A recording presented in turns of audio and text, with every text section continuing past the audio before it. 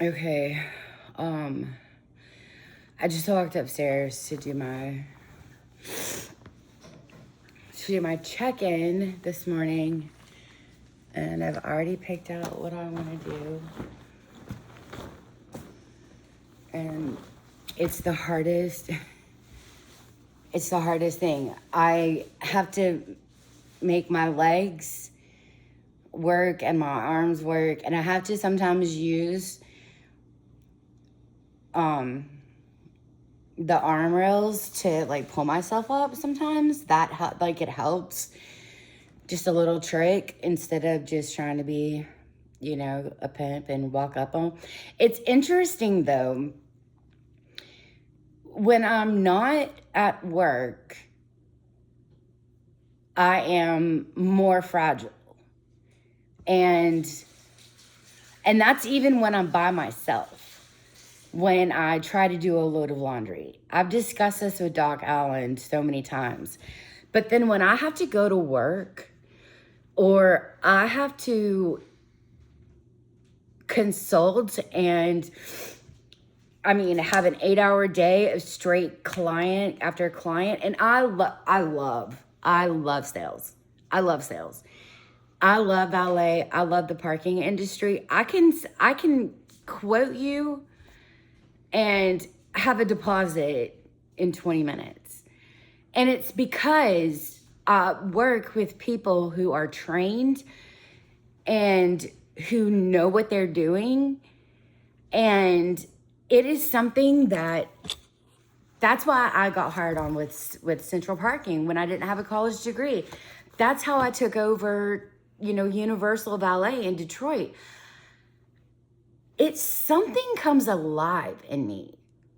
I started this psychoeducational evaluation because one of my therapists I wanted to do it. I wanted to do it for myself because I have a cognitive disorder. So I wanted to make sure that I wasn't an idiot, right?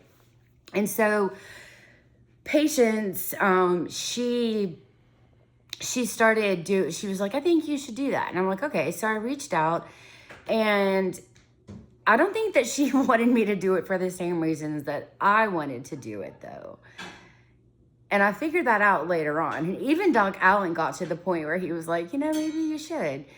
Then I started seeing Doc Sheila, and she got to know me. And then we started to do the testing. And then, one of the first questions was, what do you want to do?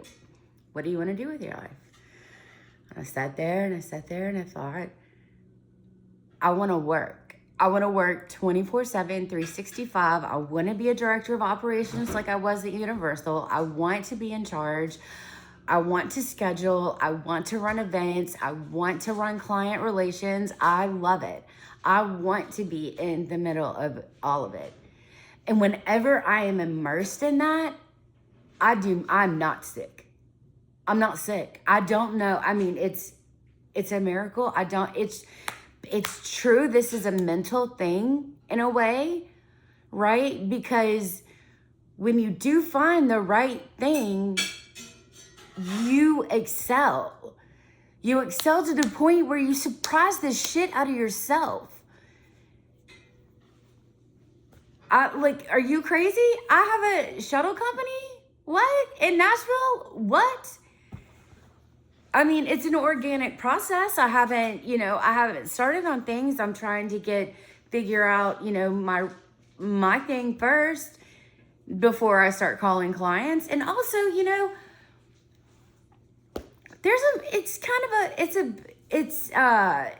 a moral. I've got a moral boundary, right? Everyone does. And so I'm not worried about the clients, right? Clients, they're my friends. I actually called one of them, and I should get his testimony for the M agency. The M agency, that's what I am calling my marketing company or whatever. I should get a testimony because I was like, what made you choose our company when you have, 3 others that you have to go through? And what made you choose us? Was it our pricing? Because, I was just trying to figure out, was it our pricing? Was it our staffing? What made our contract different? And he goes, honestly, it was you. And I was just like, what? So I get that all the time. And so I know that I can do this. And it's crazy that an hour ago, I'm sitting here just crazy, not feeling good. Do you see how it's a mental game? It's psychosomatic sometimes. Emotional regulation. I got to work that shit out. But also, I mean, I'm just so blessed that like it brings me to fucking tears sometimes. And it makes me happy. Like, this is a message from my chips from a 12 group. Congratulations. Which meetings are you going to? I haven't seen you in the evening meetings. You know, because I've had to work. I miss my friends. I miss those people. Sometimes the rooms here in Nashville, and everywhere, in every AA group, just remember this, there's going to be messy stuff. People are going to talk, even though, just because you're human. It's supposed to be when you go to a meeting, what stays here, I don't remember, what you hear stays here, here, something like that. That doesn't happen at the meetings. Now, I don't want this to turn you away, because Thistle Farms in 202, those people are down. Like, those people are down they want to be immersed in helping you, okay? Some meetings, remember I said some, because you have to go to a lot. A lot of the women that I talked to said go to a meeting at least 6 times before you make a decision. And I'll tell you, the first time I went out to eat with the group, someone talked to, my sponsor, and I'm going to share this because you need to know. I mean, you need to, if you experience this, you need to not quit your journey, because I didn't. And I wanted to. I didn't. But I also had someone. I had my community. I had my other person. But we went out to eat, and she was going to sponsor me. There was a gentleman that was in our group sitting next to me. And I said, yeah, I think she's going to sponsor me. And he says, what are y'all going to do? Scissor? We just got out of a group where I told you about trauma, bro. What the fuck? Later on, he turned out to be one of the most amazing guys, right? And I told him what he did. And he was like, wow, I just didn't even realize. That's what that book, Drop the Rock, and what Awakenings, or what is it? Shit. Where's the book? Hold on a second.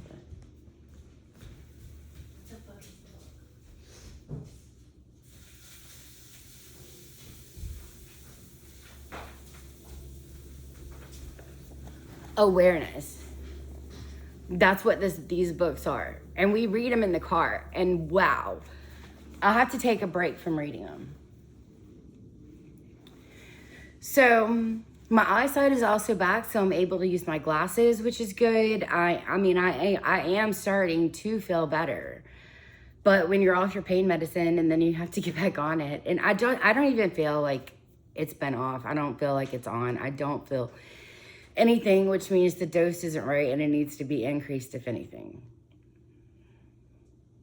But we're not going to do that. We're going to work through this. We're going to find a way. We're going to work on this inflammation, and we're going to find out if the cellular absorption stuff works, because at the end of the day, I wasn't on pain medicine and I was feeling great. And also just look at where I was an hour ago or whatever. So let's do our reading for the day.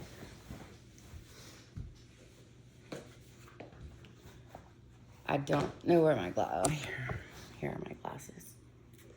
Okay. And this is, I think, by one of the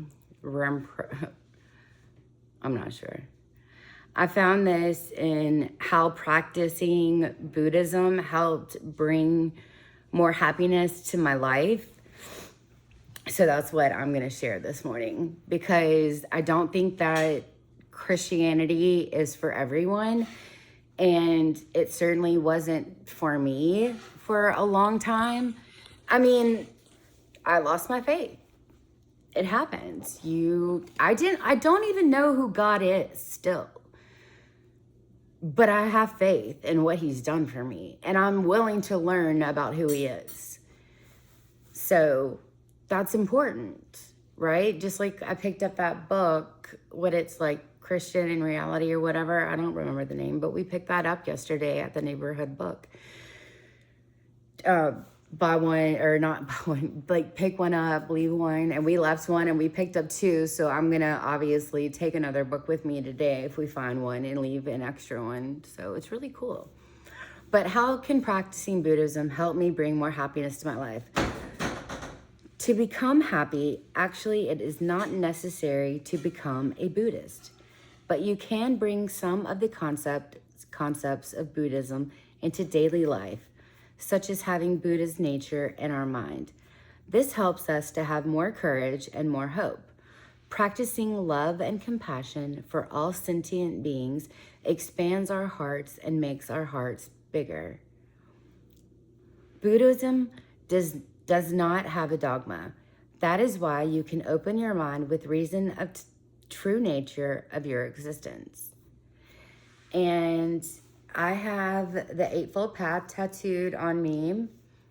It means right view, right part, right speech, right action, right livelihood, right effort, right mindfulness, and right concentration. We're going to get into the Eightfold Path at some point because that's helped me, and it just helps you be a good person, which in return makes people be a good person back to you. I also have the Buddhist footprint.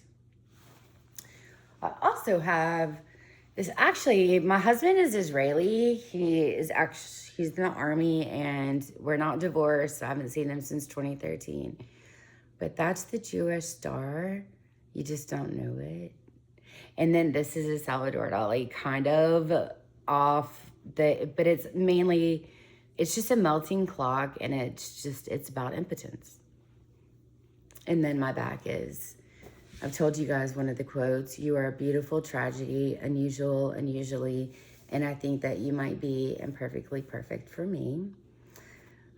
I have on my foot, what is the truth? So I externalize. And yeah, anyways, I put it on me so I remember all this stuff. And the Eightfold Path is kind of like the 10 Commandments, except it just goes into it in like really depth, just so you really understand it. It's like Drop the Rock and awareness. It is right there in your face, and ouch. But I mean, I learned. I was blessed. So also those are readers and I can't see with those. All right. Well, you all have a great day. That was our reading. That's my check-in for the day. It's amazing waking up and then going on about your day. Like, that's literally what happens to me in the morning. It's not fun. All right. Bye.